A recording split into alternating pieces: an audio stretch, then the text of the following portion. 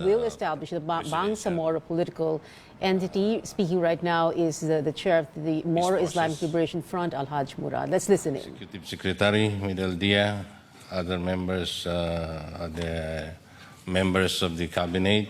We have Foreign Secretary Yasai and the rest.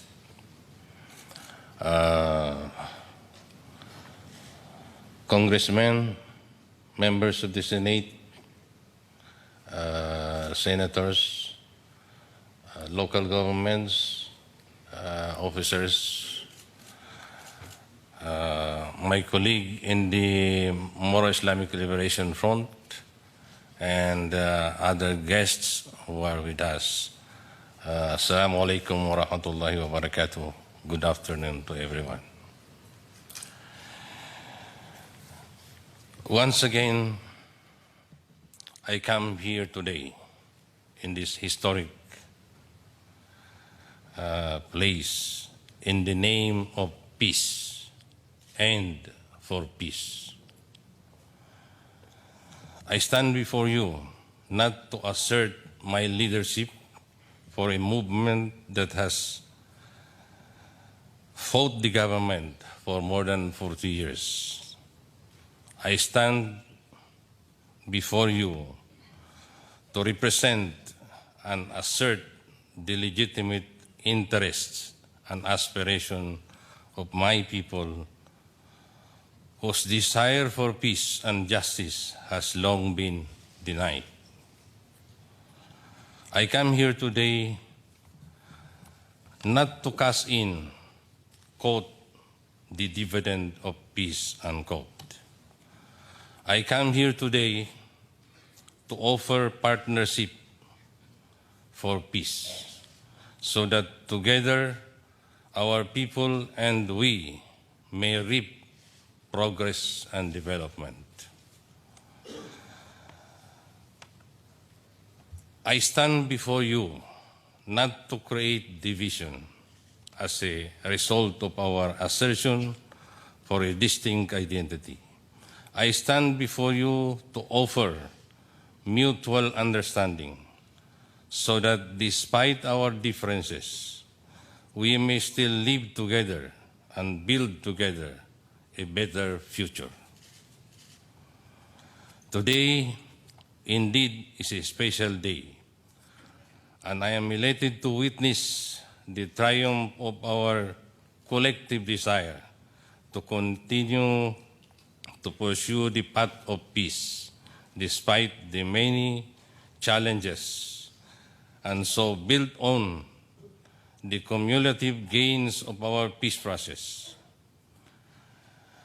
This certainly will hasten the process that will lead us to the full implementation of the comprehensive agreement on the Bangsamoro and the other agreements.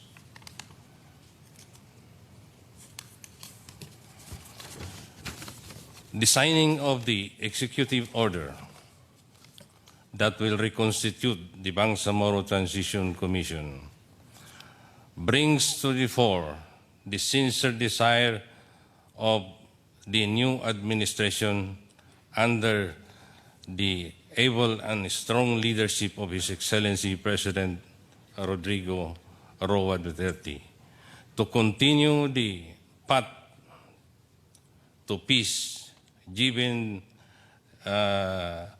this that the MILF, since the MILF, you will find the MILF as a sincere and willing partner, inshallah. It is our hope that the signing of the executive order will pave the way for the immediate passage of the enabling law that will translate the provisions of the CAB into a law. The CAB is the embodiment of the legitimate aspiration of the Bangsamoro people to determine their future and govern themselves within a larger Philippine Republic. It is an important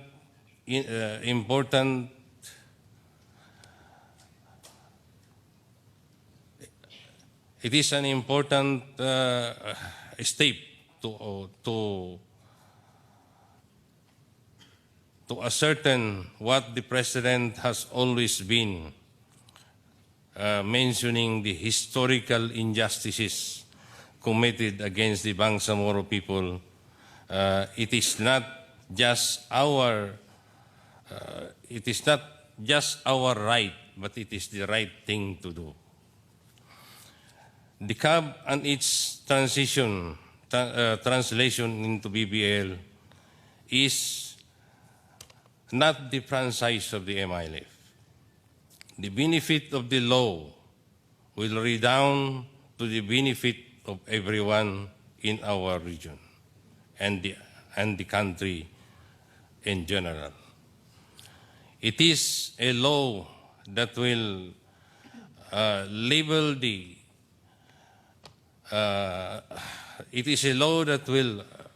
translate the aspiration of everyone for lasting peace and development in our homeland.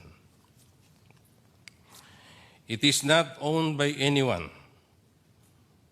The law is not owned by anyone, but everyone owns it.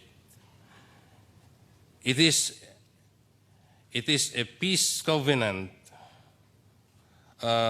forged in the historical injustices, so that henceforth we may no longer seek to destroy each other and but instead build our country together.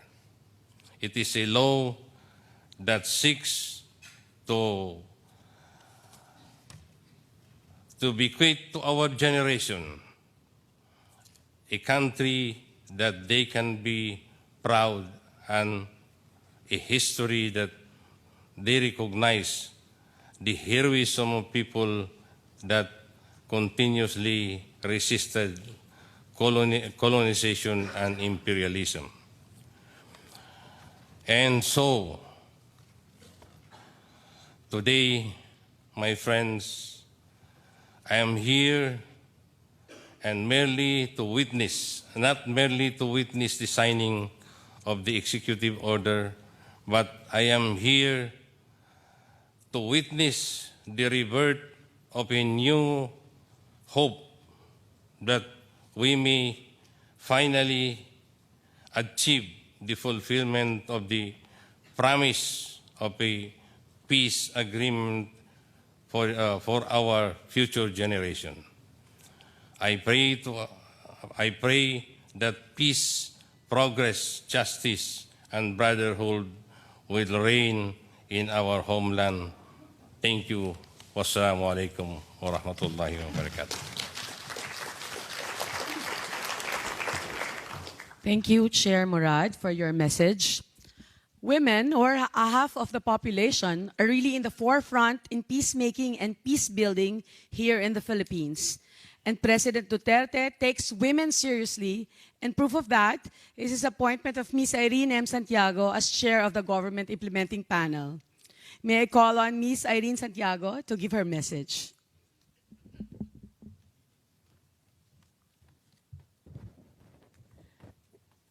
Rodrigo Duterte, President of the Philippines, son of Mindanao, friend, distinguished guests. Who was it who said that the quality of a peace agreement rests on the quality of its implementation? Today, President Duterte will sign the executive order constituting the Bangsamoro Transition Commission. 4 days ago, the founding chair of the MNLF, Professor Nur Miswari, offered his full support for the President's efforts to bring peace to Mindanao at last. Thus, we are now geared up for the implementation of the agreement signed with the MILF in 2014 and of that signed with the MNLF in 1996. But we know that the tables where these agreements were negotiated were small tables, although important ones. There is a larger table outside. These are the people's peace tables. These are the tables where people's voices can and will be heard and taken seriously.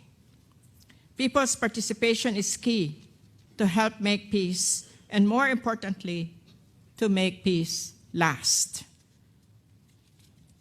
Mr. President, the implementation phase will address the 4 fundamental human needs that are at the root of the protracted nature of the Bangsamoro struggle. These fundamental human needs are for security, development, fair access to decision-making, and acceptance of identities.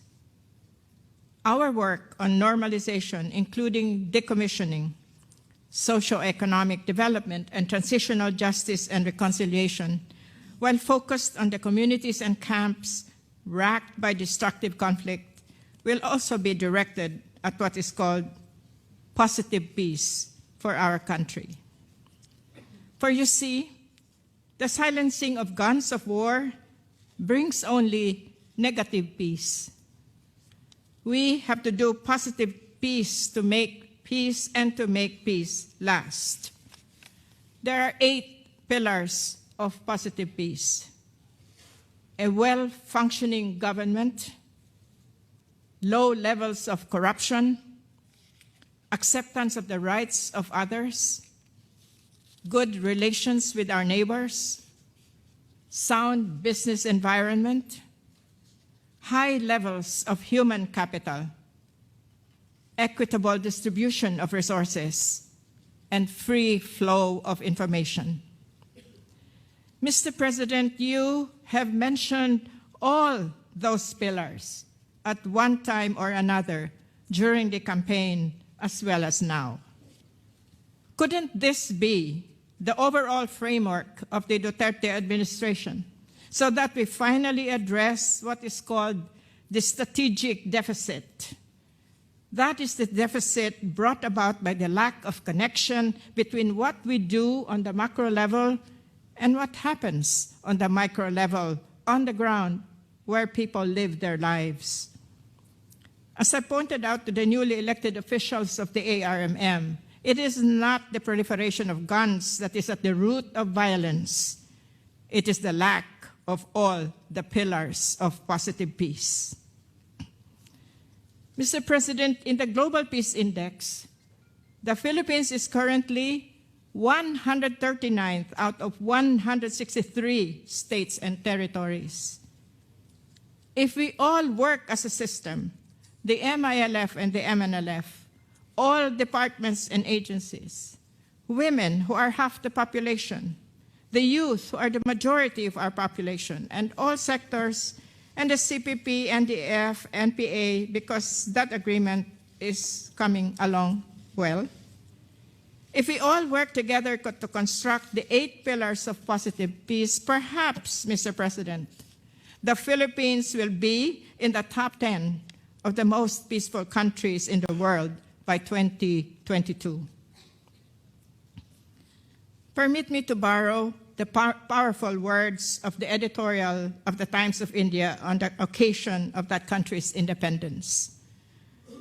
I find these words apt to where we are in the Philippines today, and I quote, "History, they say, is a bad motorist. It rarely ever signals its intention when it's taking a turn. This is that rarely ever moment. History is turning a page." The Philippines today seems like it is actually 2 countries. One Philippines is looking down at the bottom of the ravine and hesitating. The other Philippines is looking up at the sky and saying, "Mr. President, with your bold leadership, it's time to fly." Thank you. Thank you, Ma'am Inday. To also deliver his remarks, representing the MILF Peace Implementing Panel, let's welcome Chair Mohagher Iqbal.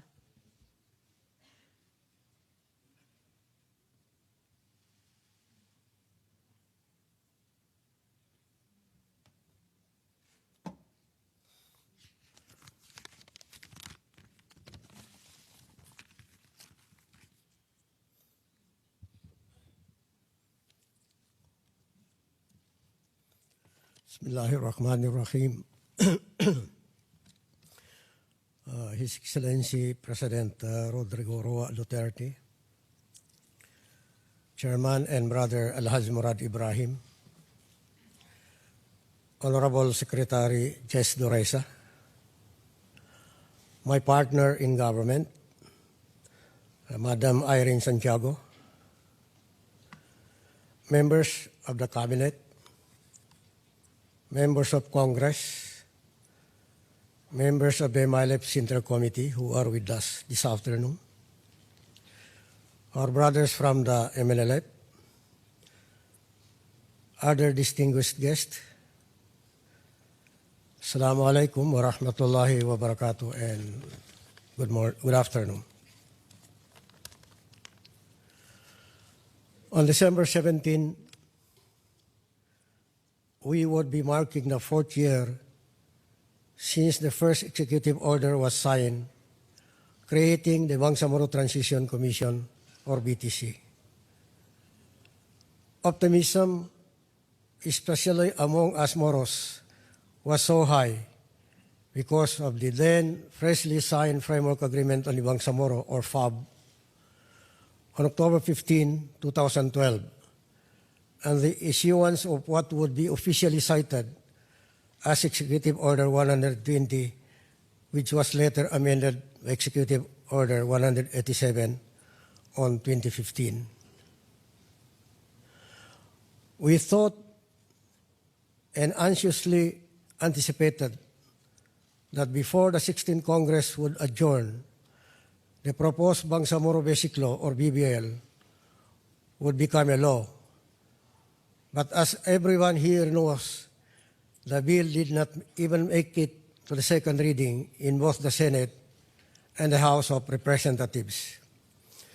Today, that optimism has been rekindled with the signing of the much-awaited executive order that would reconstitute the Bangsamoro Transition Commission. This new executive order would give a renewed hope for the early passage of the Bangsamoro Basic Law. When that happens, inshallah, we would be witnessing to the resolution of the more than 4 decades of conflict in Mindanao during the term of His Excellency President Rodrigo Duterte, a fellow Mindanaon with Moro ancestry. With this executive order, the task of enhancing the BBL is expected to officially commence sooner than we can anticipate. As the membership of the reconstituted Bangsamoro Transition Commission has been expanded, we expect the representation of various sectors of the Bangsamoro society so that the process of enhancing the BBL would be more inclusive and embracing, just as it was in the previous BTC that I had the privilege to lead. As chair of the MILF Peace Implementing Panel, I therefore call on all Moro groups to work together to come up with a BBL that would establish a real and genuine autonomy for the Bangsamoro people, which is faithful to the March 27, 2014 Comprehensive Agreement on the Bangsamoro, or CAB, and enhanced and improved by other agreements or any Solomonic ideas and wisdom.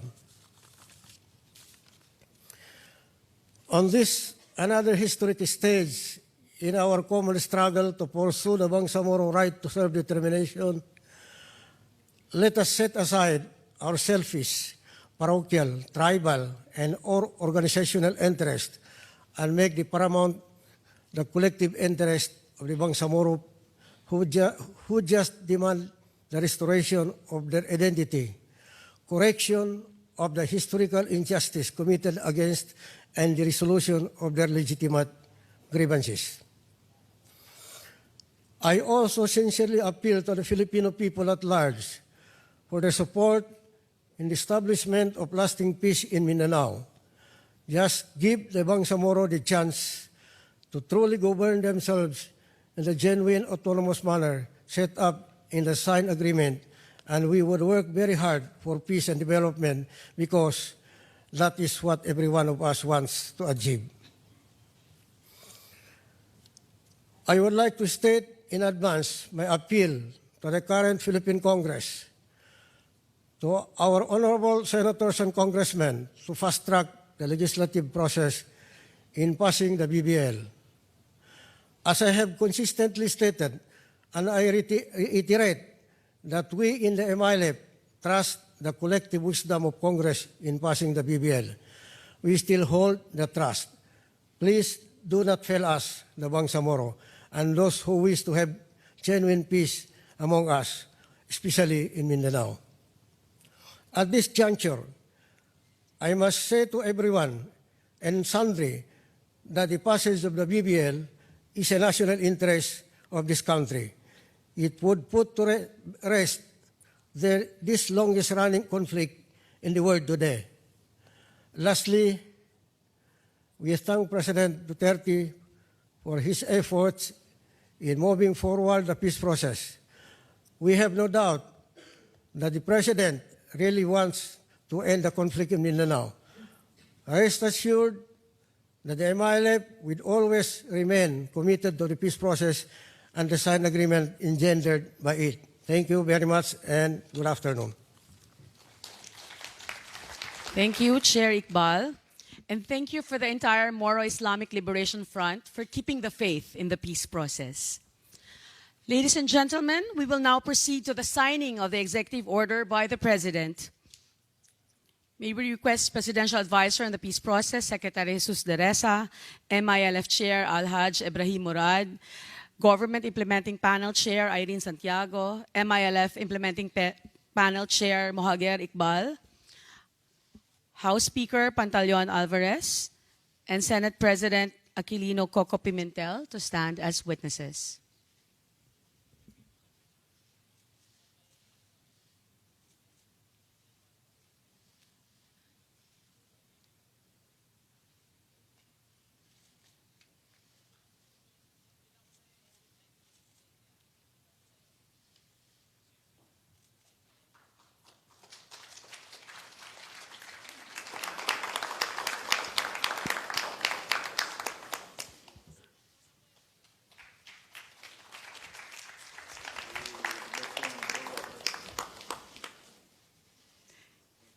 Thank you, Mr. President. And now that the executive order has finally been signed, may we call on Secretary Jesus Deresa to formally introduce the President. Ladies and gentlemen, His Excellency, the President of the Republic of the Philippines, Rodrigo Roa Duterte.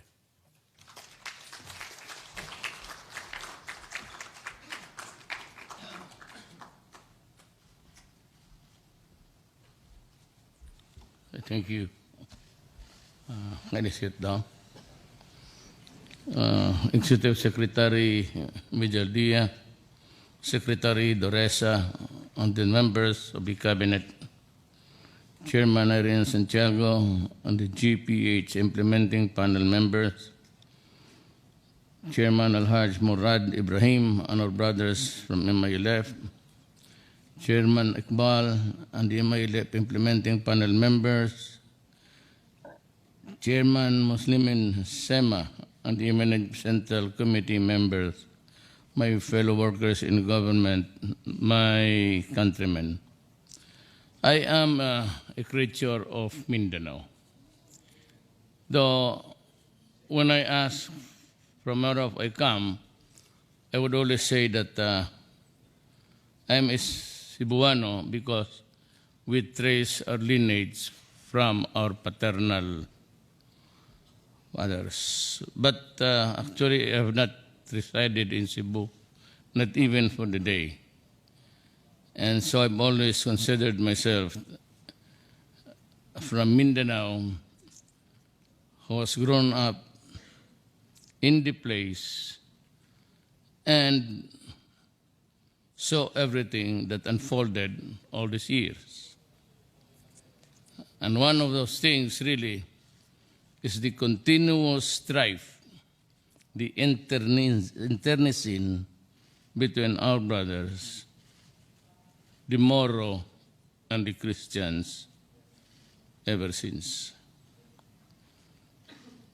I ran for president, and obviously this will be the first time that you would realize it, that while they were campaigning all along, I never really, well, in the sense that I did not directly involve myself with the campaign, and because I said I was not running. Problem is, as the campaign developed, I was appalled by the fact that nobody was talking about Mindanao. Every one of them, the usual infrastructure project and blah, blah, blah, blah, blah, but never one of them, not one of them, ever said that we would take a second look to what will happen in Mindanao. And being there was an eyewitness to so many body bags being carried out of Davao and those in the places where they were fighting for their lands. And I said that this would be a tragedy. Because if from here, if there's nobody who take the cudgels for Mindanao, then the fighting will continue.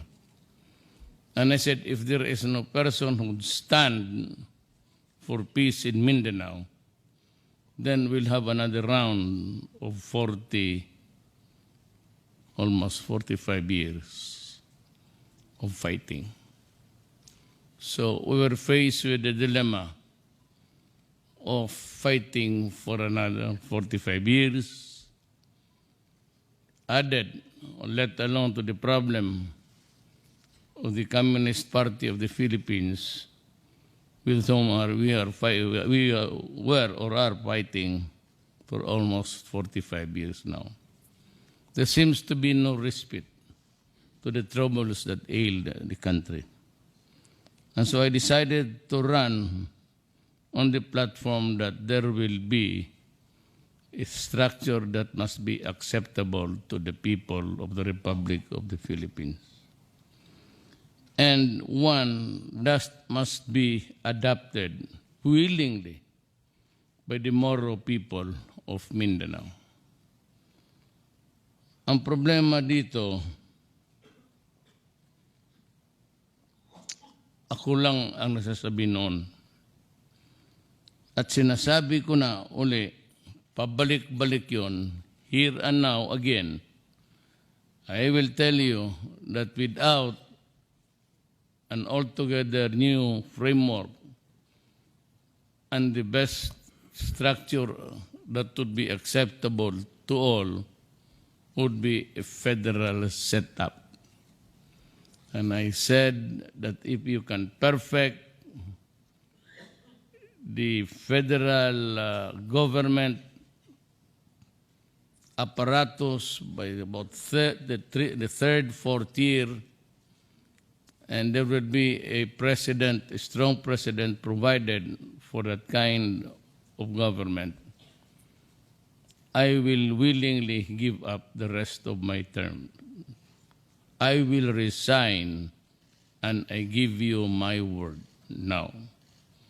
Kung madalian lang sana to at kung mapadali natin, there will be no problem sa akin because it provides for a strong president, and since I'm elected for 4 years.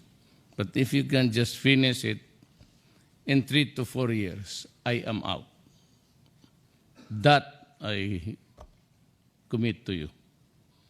So madalian lang natin to we can have a special autonomous within the federal government for the Muslim in Mindanao.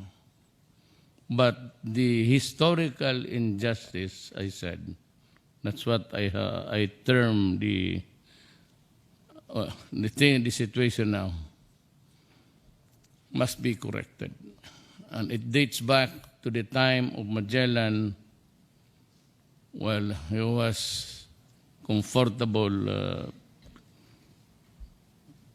capturing the islands of the Visayas and so on, but in Mindanao, they tried to do it, but they were not able to complete the process because Mindanao at that time was already 100% Islam. Doon ang nagka-problema. And because they were not only trying to inject a new system of colonial rule, but also a religion. That complicated matters, and that led into a bloody war for 400 years of resistance by the Moro people. And when the Americans, by the terms of the Treaty of Paris, the Philippines was included as one of those conceded territories by the Americans. How it came about that Mindanao was included, that is really a mystery to all of us. But that started another round of trouble. And I said, pardon me for saying it, it's not really intended to just, and there's so many atrocities that accompanied the campaign. So that when I showed to everybody the photographs of those taken during the time and showed the pile of bodies of men, women, and children in a pit, in several pits in Mindanao, I would usually be answered by saying, Mayor, matagal na yan. That's 100 years. And I told them that, this picture is a portrayal of the problem until now. It is not 100 years old. It is today. Unless you're able to do something about this photograph, this photo. And mind you, it was not taken by the Filipinos at the time because nobody had that gadget called camera. Sa kanila yun eh. The only problem is they took pictures of it and filed it in the archives of their country. And so some enterprising Filipino got a copy of it. And so that's we have these pictures of almost the brutality and cruelty of men. And mind you, the irony of it all, that it is the very country that's really trying to come up with this very late realization of what the human right is. Yan ang ano ko. So that when this came to Irocos, I said that you should be the last to say this word. And for as long as we do not have a mechanism to ensure that justice has been served, we will never find peace in Mindanao. In the same manner with the communists, we must be able to address them. Otherwise, no president ever after me will be able also to solve it on time. Maybe over time. But I said what is very important is to educate the people. And that is why I am very much interested in the education of the Moro people. And mind you, when I entered the mayorship, there was only one madrasa school.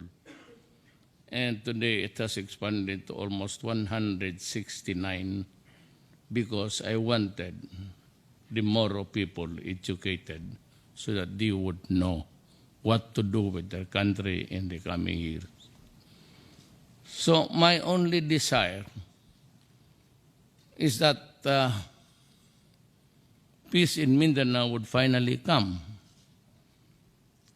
And if it can be done peacefully, without a fight, we would be grateful to God. But not a single drop of blood has been shed in this new undertaking of giving a country finally the deliverance from violence. Ako, hindi ko nga malaman. You know very well, kayong mga half of my line of grandchildren are Muslims and half are Christians. So I would be the last person really to deny hindi natin kailangan. Because I would still also be in a quandary if it indeed it happens and say, where is my loyalty? Saan ako niyan yung ilagay? And so if there's any one person actually who was really very much interested about peace at the start and even the campaign, it was my battle cry. Mindanao, and of course, corruption and the drug and the issues of criminality. But whenever I went around I always said that we have to have peace in Mindanao. And I was the only one talking about it because the rest of the guys, with due respect, never knew any single issue about Mindanao. Either they did not know about it or just pretended not to talk about it. Maybe to fear to alienate the others or not also frank enough to admit that there is a problem which we have to solve. And I hope it will be solved. From the time that I have signed that document, I will see to it. I will talk to the Speaker and to the Senate President and leaders to fast-track it because I want it. Baskiya na lang. If I could get a peace agreement with the communists and hammer out something for the MNMI and to all the Moro groupings and even the Abu Sayyaf, if I could just extend my hand to them in friendship and just tell them that it is time to just really have a country which is normal and peaceful, and for our children to grow in peace, then I would have succeeded. Well, if I could just have this thing about territory, I'm ready. If you want to call an action as early as 3 years from now, I said I am willingly going to step down. And I hope to complete the process of destroying the apparatus.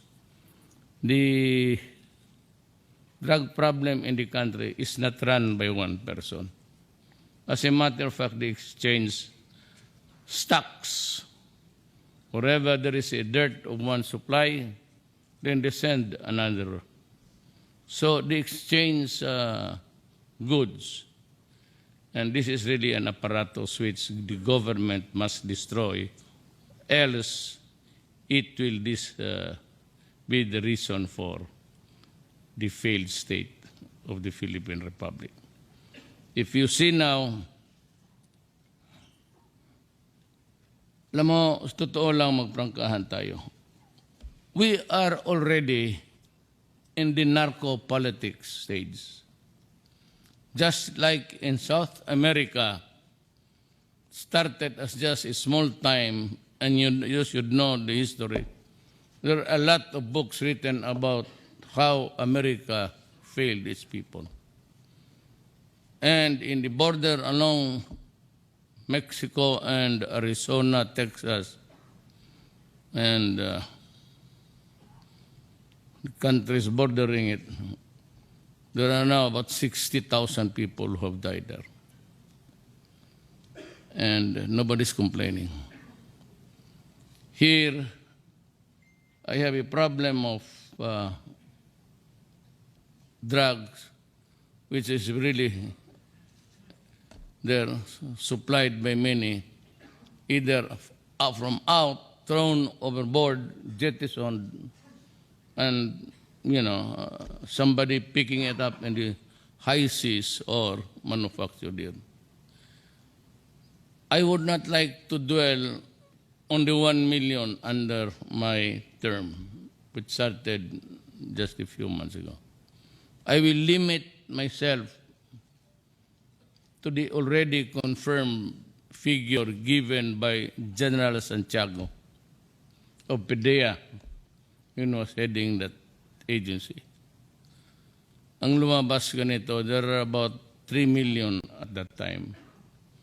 I do not know where to add the 1 million that's coming my way to solve or to just leave it there as a separate